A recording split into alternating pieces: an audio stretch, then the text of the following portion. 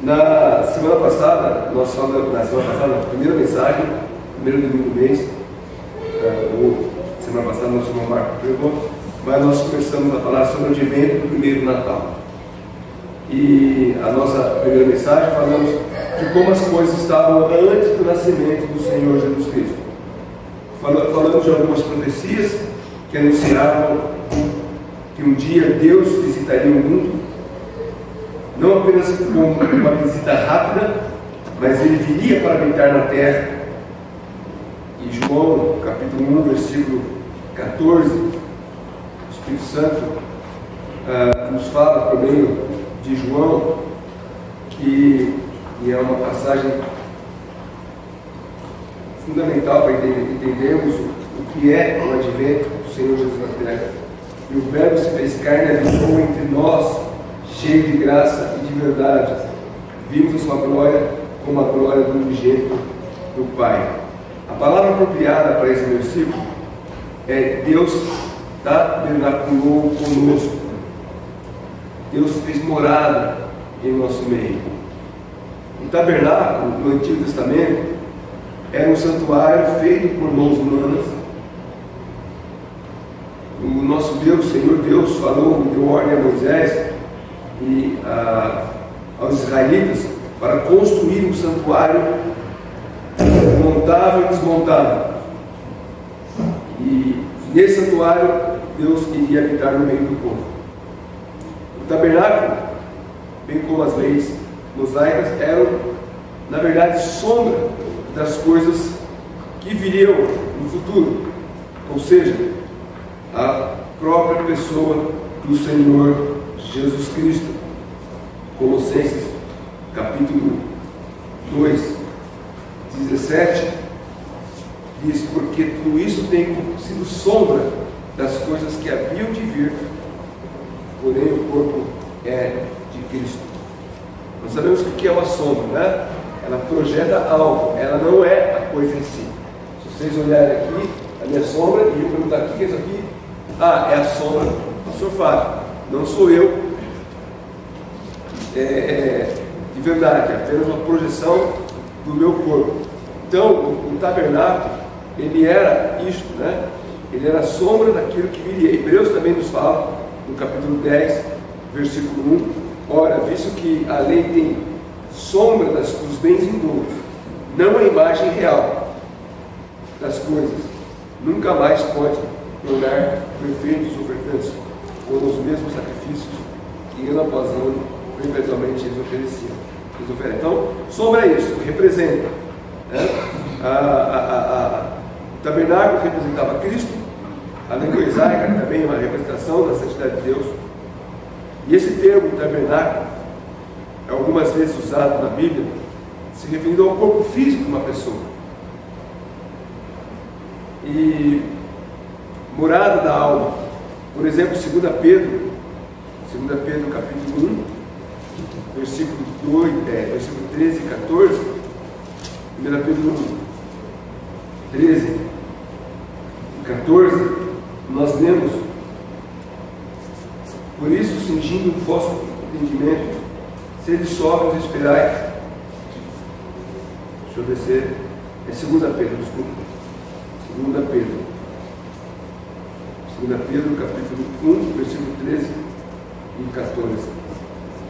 Também considero justo, enquanto estou nesse tabernáculo, despertar-vos com essa lembrança, certo que estou prestes a deixar o meu tabernáculo, como efetivamente o nosso Senhor Jesus me revelou.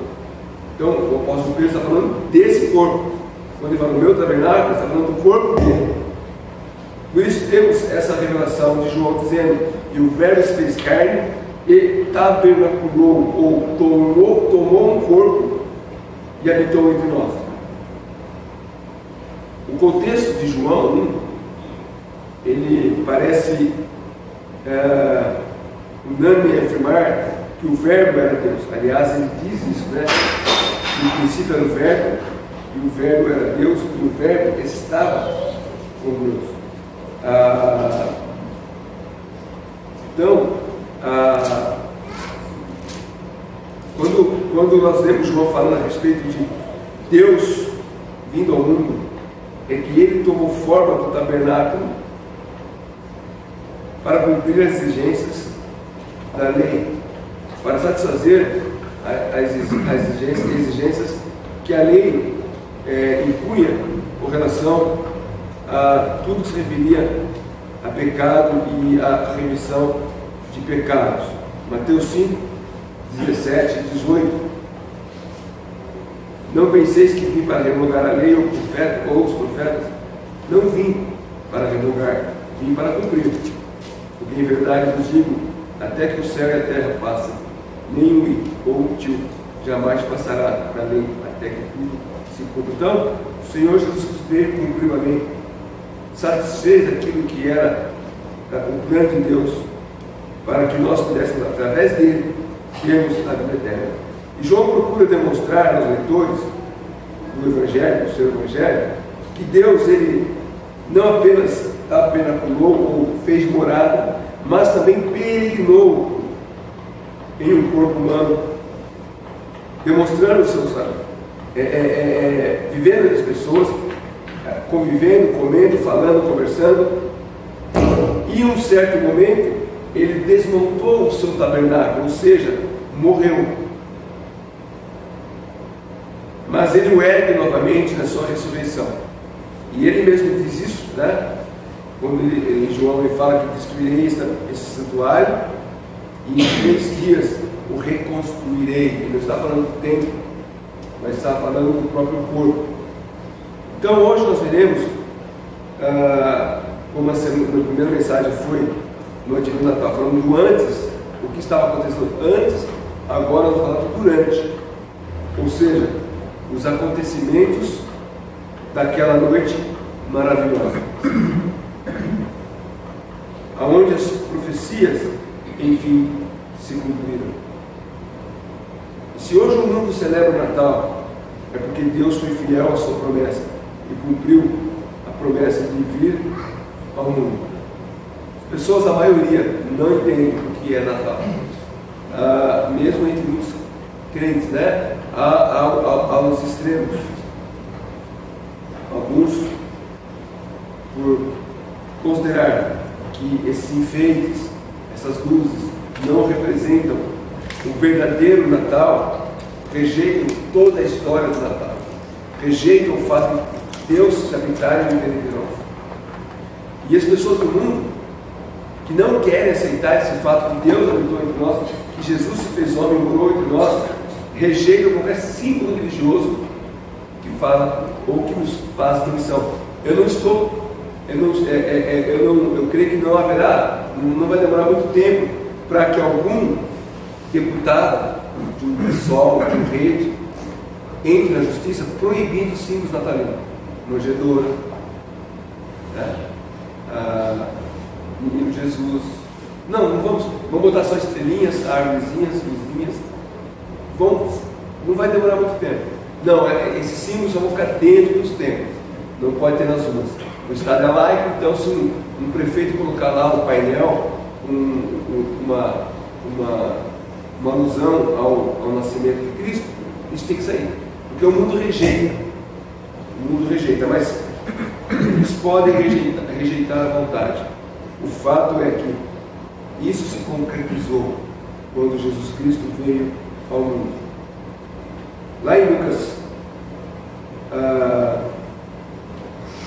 no Evangelho de Lucas 2, né, nós lemos algumas declarações que vale a pena nós observarmos esta noite, que fala justamente durante o momento que aconteceu, naquele momento onde Deus cumpriu a sua promessa.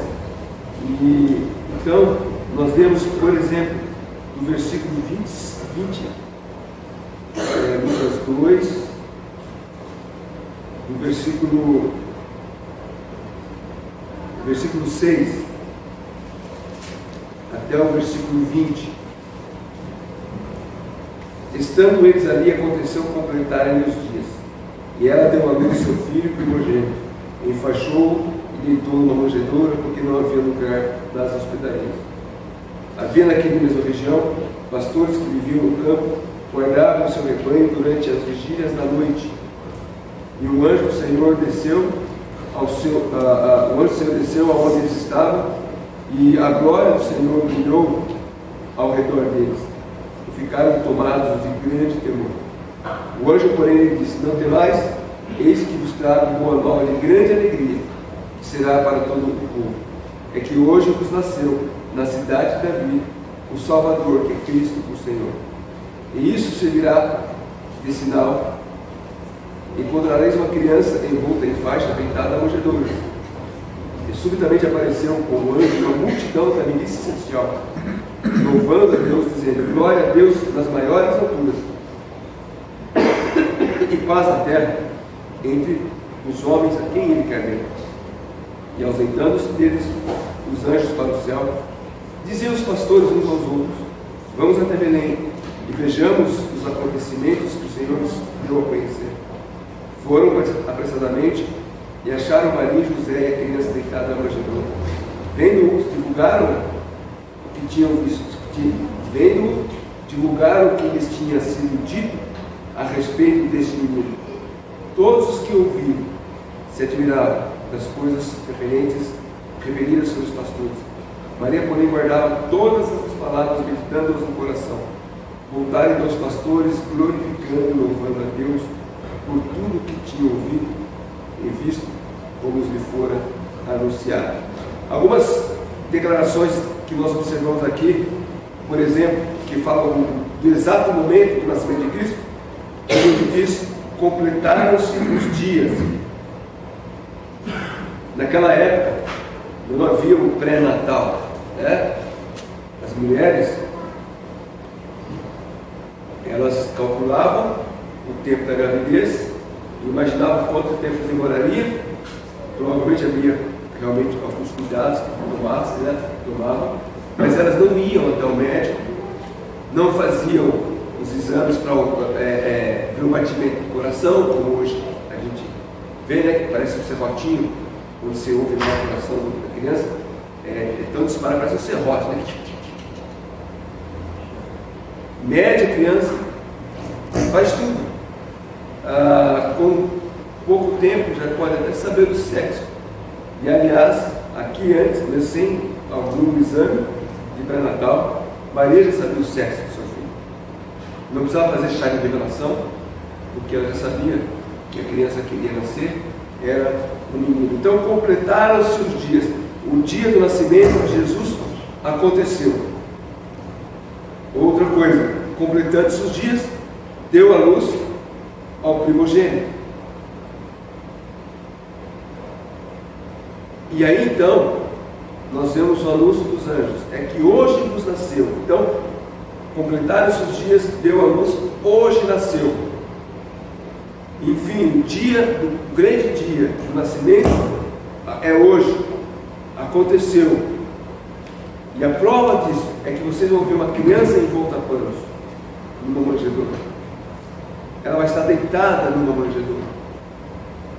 E esses acontecimentos, eles foram reais. Não foi ficção, não foi algo inventado. E aqui nós temos que considerar alguns pontos importantes sobre o nascimento de Jesus.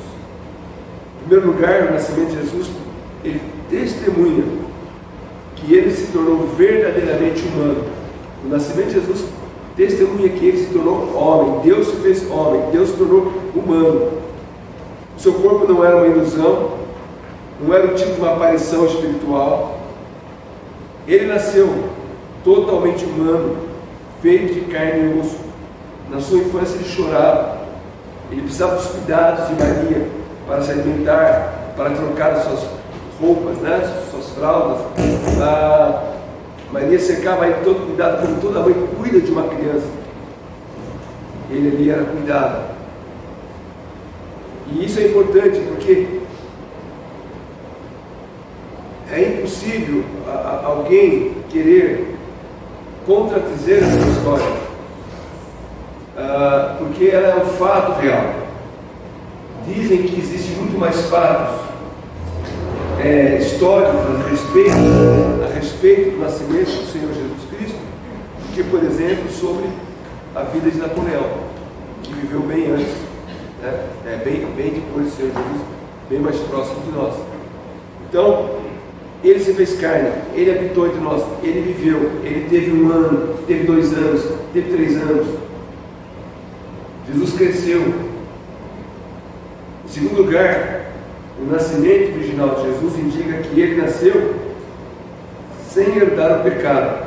Por que o nascimento de Jesus tinha que ser dessa forma? Por que o anjo precisou falar para Maria e falar para José: olha, Maria, você vai estar grávida, mas você vai ser envolvida pelo Espírito Santo? Porque todos nós sabemos que toda criança nascida de um homem e de uma mulher, toda criança concebida pelo ato sexual do casal, ela nasce pecadora, porque nós nascemos pecadores, nós herdamos o pecado. Mas Jesus nasce sem pecado, porque o que Maria concebeu era o próprio, foi pelo Espírito Santo de Deus. E ao nascer sem herdar o pecado, que todos nós somos herdeiros, Jesus mostrou que de fato ele era Deus. José não foi o pai de Jesus efetivamente, né? José foi o marido de Maria, teve com ela outros filhos, mas não foi efetivamente o pai. Ele cuidou de Maria, cuidou do menino, mas esse menino não teve um pai humano, nasceu por obra do Espírito Santo. Em outras palavras, o nascimento do Senhor Jesus Cristo interrompeu parcialmente a linhagem de Adão por parte de pai. Ou seja, ele precisou fazer isso para que pudesse ser preservado da contaminação do pecado, para não participar da culpa e da corrupção que todos os descendentes de Adão participam. Até o nascimento de Jesus, todos que nasceram já corrompidos pelo pecado. Jesus foi o único que não nasceu assim. E depois de Jesus, todos os que nasceram, todas as crianças, nasceram também descendentes de Adão, participantes do pecado. Então, esse Deus que se tornou homem, era um homem sem pecado. Eu não sei se você já fez isso. Geralmente a gente faz isso na infância e na adolescência. Hoje eu vou viver sem pecado. E você se vigia e procura não fazer nada que possa ser pecado. Mas em pouco tempo você já, ou você mentiu, ou você enganou, ou você fez alguma coisa que você percebeu que é impossível viver sem o pecado. Por isso que Cristo, ao morrer na cruz, ele nos purifica de todo o nosso pecado. Mas Jesus, ele não precisava fazer esse exercício. Hoje eu vou acordar e eu não vou pecar. Porque ele não pecava. Porque ele era um homem vindo da parte de Deus, era o Deus que se fez homem. Também o nascimento de Jesus, seu caráter original, indica que o fato da pessoa de Jesus Cristo estar unido de forma plena, invisível e inconfundível com a natureza divina e humana, ou seja, ele tinha todas as características de um homem, e ele evidenciava tudo isso na sua vida, porque Jesus teve fome, Jesus teve sede, Jesus teve sono, e ele manifestou todas as características do ser humano. Mas ao mesmo tempo, a natureza divina se mostrava nele, ao multiplicar os pães, os peixes, transformar água em vinho, andar sobre as águas. Todas as manifestações divinas ele revelou no corpo humano. Então Cristo, ele se tornou verdadeiramente homem, mas não ficou menos divino ou deixou de ser Deus. Paulo fala em Filipenses que ele abriu mão, no momento em que ele se tornou homem, ele abriu mão de ser igual a Deus, mas ele não deixou de ser Deus. Ou seja, ele poderia fazer coisas para se livrar de situações que o homem não se livraria, mas ele optou em sofrer aquilo. Tanto é que a sua prisão só aconteceu porque ele assim permitiu. Ele poderia muito bem dar cabo àqueles soldados. Num dos episódios do ministério do Senhor Jesus Cristo, uma turma tentou empurrar ele do precipício abaixo, ele saiu entre eles e eles não chegaram mais Jesus, porque não era ainda a hora dele. Então ele se manifestou homem, mas demonstrou toda a sua divindade entre os homens. E assim, então, naquele dia, as profecias que aqueles que aguardavam, que esperavam, como nós vimos Simeão e Ana, aguardavam, aconteceu. E no mínimo 5 profecias do Velho Testamento sobre a vinda de Jesus cumpriram-se literalmente naquele dia. Primeiro, nós conhecemos bem e já lemos esse versículo em outra ocasião, mas vamos ler novamente em Isaías 7 e 14, quando lemos: portanto o Senhor mesmo nos dará um sinal, eis que a Virgem conceberá e dará luz a um filho, e lhe chamará Emanuel. E isso se cumpriu lá em Mateus 1, 23, como nós lemos nesta noite, né? Ora, tudo isso aconteceu para que se cumprisse o que fora dito pelo Senhor por intermédio do profeta. Versículo 22 ali, 23, eis que a Virgem conceberá e dará luz um filho, e será chamado Emanuel. Então, quando o profeta Isaías disse isso, a população não fazia nem ideia de como que isso aconteceria. Como que uma virgem dará luz? Como uma mulher que não tem uma relação com um homem pode gerar um filho? E aqui em Mateus se comprovou esse fato. O profeta Miqueias também nos fala, e aí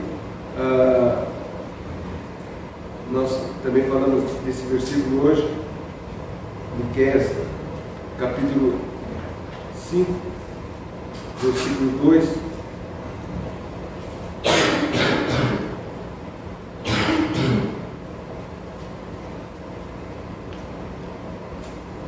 Miqueias 5:2. De manhã não achava Miqueias, e à noite parece que Miqueias continua subindo a cheia. 5:2.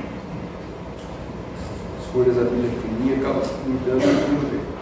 Miqueias 5:2: e tu, Belém Efrata, pequeno demais para figurar com um grupo de milhares de Judá. De ti me sairá o que há de reinar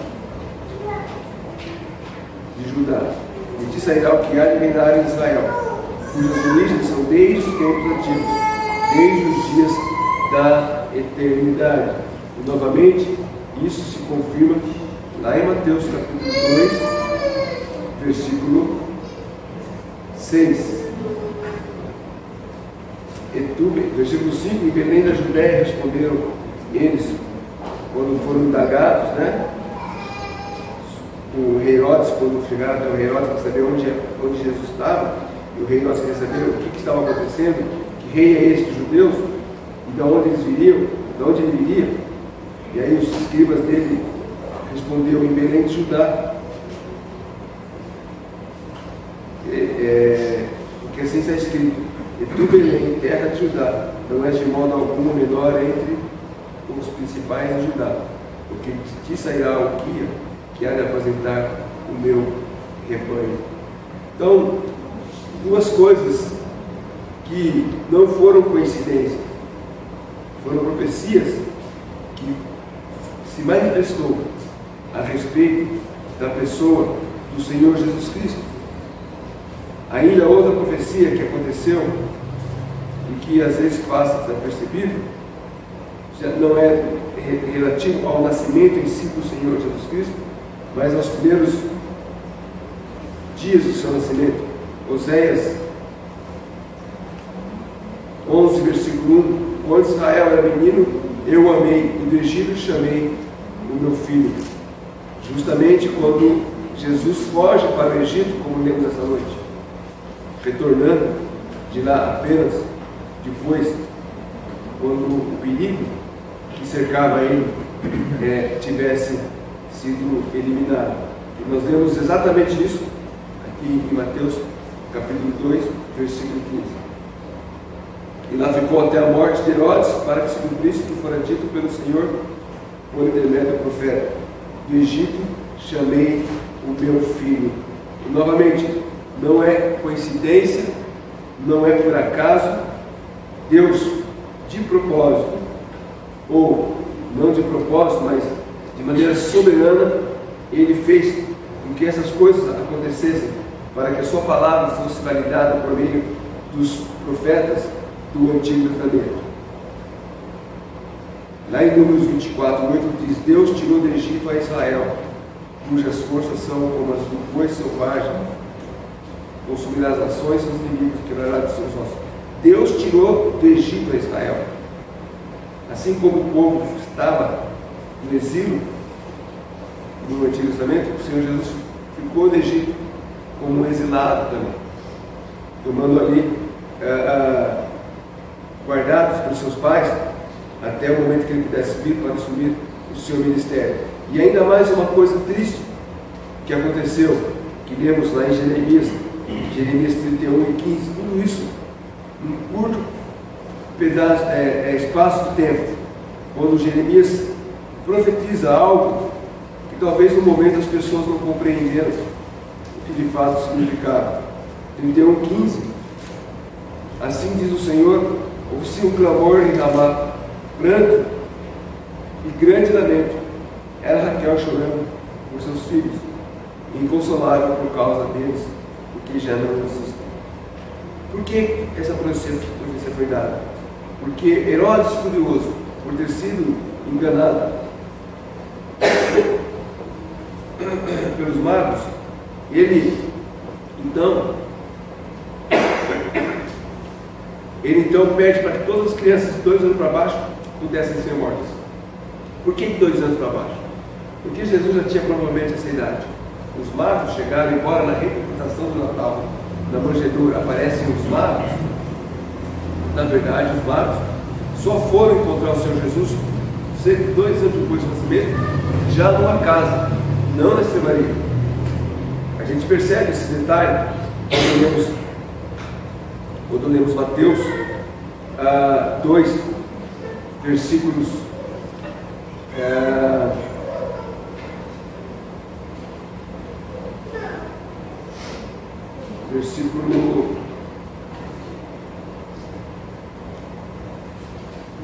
eu não ia falar isso agora, né?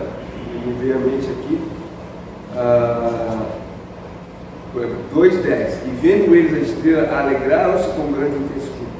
Entrando na casa, então já não era uma estrebaria, entrando na casa, viram o menino com Maria, sua mãe.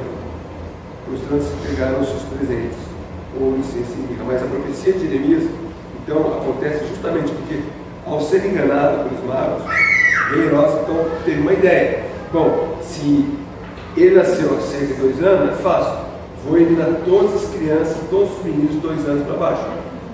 Mas Jesus já tinha fugido para o Egito, e não seria pena.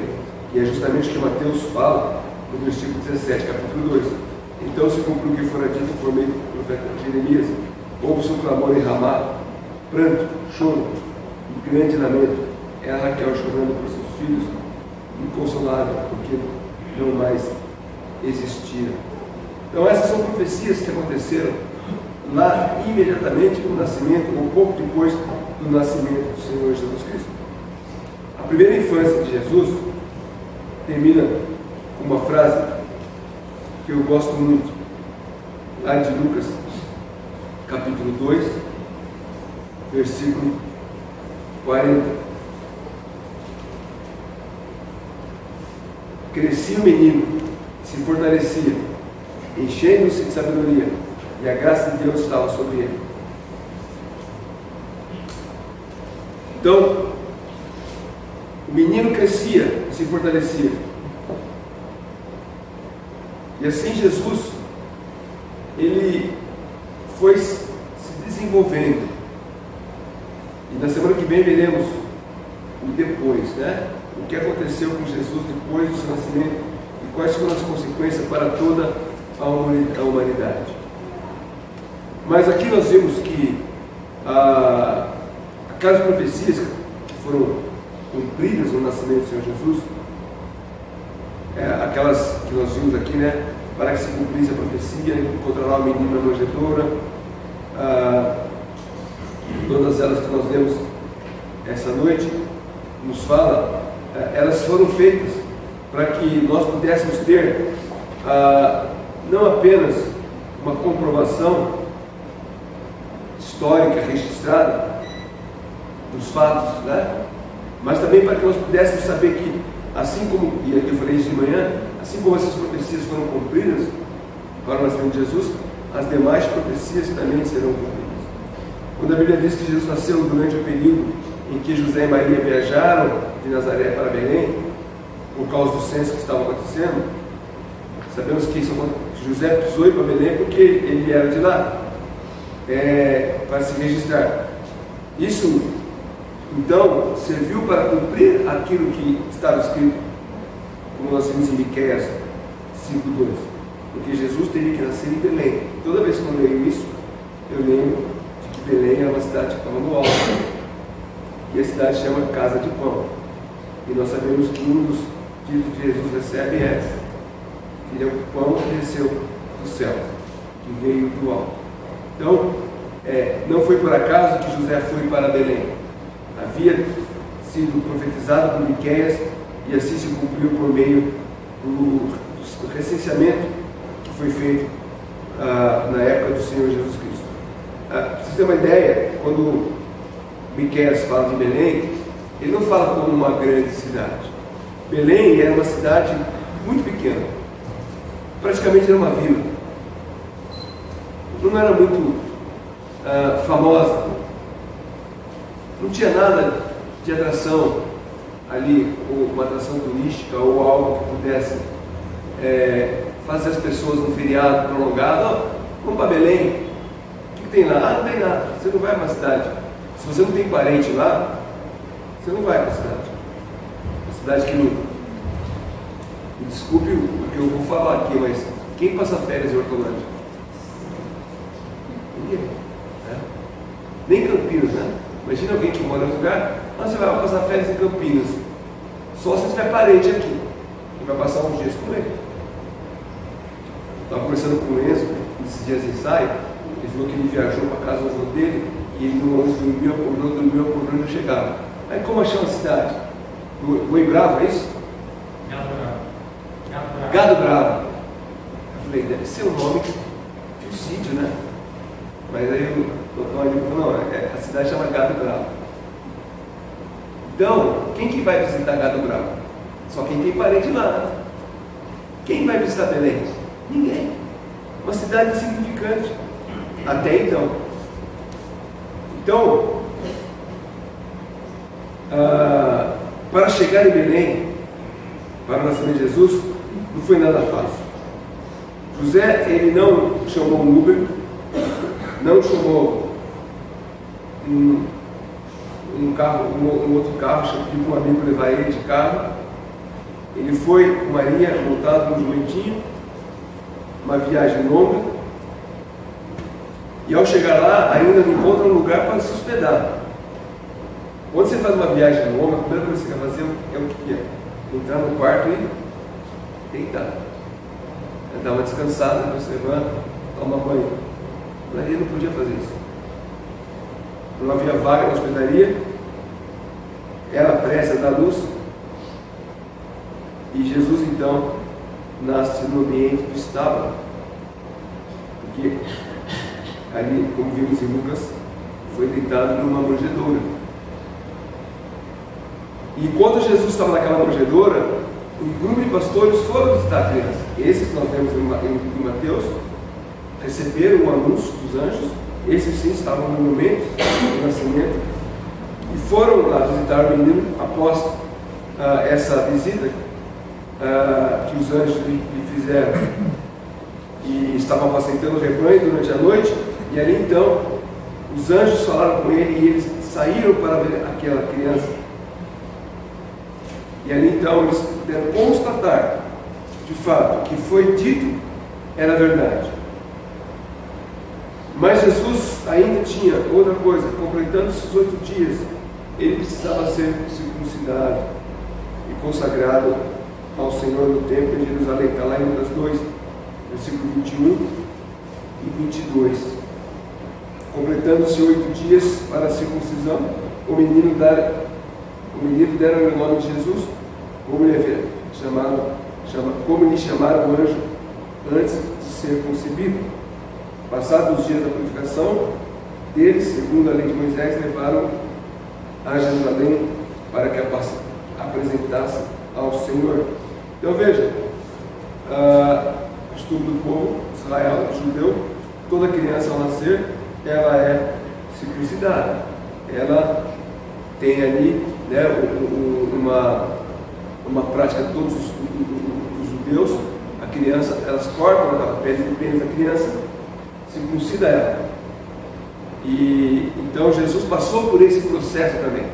Depois Jesus foi levado ao templo de Jerusalém para que fosse apresentado ao Senhor. E a importância então do nascimento de Jesus se dá por conta desses fatos. E esses fatos são assuntos que é o centro da fé cristã. É o centro da nossa fé. O nosso testemunho a respeito da encarnação, da segunda pessoa da Trindade de Jesus, se dá por conta desses fatos. Ao nascer, Jesus deixou todos os privilégios que talvez aquilo que você poderia imaginar, quais seriam os privilégios que ele tinha no céu, entre outras coisas. Não havia inveja, não havia sabor, não havia dor, não havia perseguição, não havia fome. Jesus deixou tudo isso para se fazer homem. Aquele que desfrutava da igualdade com Deus, de ser o próprio Deus, ele mesmo era Deus, ele voluntaria aceitando assumir a forma de servo, tornando-se completamente humano, como já falamos em versículo 14. Então, Jesus não veio ao mundo numa família poderosa. Os magos acharam que ele estava no palácio, porque o rei nasce no palácio. Mas Jesus não veio de uma família poderosa, não nasceu no palácio, não foi deitado no berço glorioso. Hoje as mães, quando estão aguardando o filho, preparam um berço, alguns fazem até um quarto, né? Quarto bebê, coisa linda. Gasta milhares e milhares de reais para manter um quarto luxuoso para a criança. Mas Jesus, quando nasceu, não tinha nem um quarto para ele. Deram-lhe ali a manjedoura. Jesus era de uma família humilde, onde as pessoas naquela casa precisavam trabalhar. E ele, então, mesmo sendo o Senhor da lei, nasceu sob a lei, sujeitou-se à lei, cumprindo com perfeição a lei, para redimir os que estão debaixo da lei, que não podem completarem a lei, não podem realizar tudo o que a lei exige. O apóstolo Paulo fala em Gálatas 4:5, ele fala assim, para resgatar, falando de Jesus. Versículo 4 diz: vindo, porém, na plenitude do tempo, um tempo exato, determinado, pré-ordenado por Deus, Deus enviou seu Filho, nascido de mulher, nascido sob a lei, para resgatar os que estavam sob a lei, a fim de que recebêssemos a adoção de filhos. Por isso nós celebramos o Natal, porque Jesus veio, cumpriu a lei em nosso lugar, porque nós não poderíamos cumprir a lei. E assim então nós queremos compartilhar dessa grande verdade. Agora, Jesus não veio e nasceu para que você pudesse celebrar uma festa de nascimento, mas para que, se você pudesse reconhecer que Ele é o verdadeiro Deus, que pode te livrar dos seus pecados e te dar a vida eterna. Talvez você não pense muito a respeito de vida eterna hoje, porque você está bem de vida, está bem de saúde. Você não tem sequer uma gripezinha para te incomodar. Mas a vida, ela tem um limite. E haverá um dia em que você vai ter que prestar conta dos seus atos. Você vai ter que responder a chamada a hora que a sua ceia for aparecer no painel. Você vai ter que estar diante de Deus. E aí? Na presença de Deus, qual será o destino da tua alma? Se Deus vê em você a marca do sangue de Cristo, o perdão dos seus pecados, pela oferta que Cristo ofertou na cruz do Calvário, você será bem-vindo à casa de Deus. Mas se não, por mais religioso que você possa ser, por mais cumpridor das leis dos crentes que você possa ser, se você ainda recusa a oferta, você não verá a eternidade ao lado de Deus. A sua eternidade será separada de Deus. Que Deus assim possa nos abençoar. E a semana que vem nós vamos ver o que aconteceu depois do nascimento de Jesus. Amém? Amém.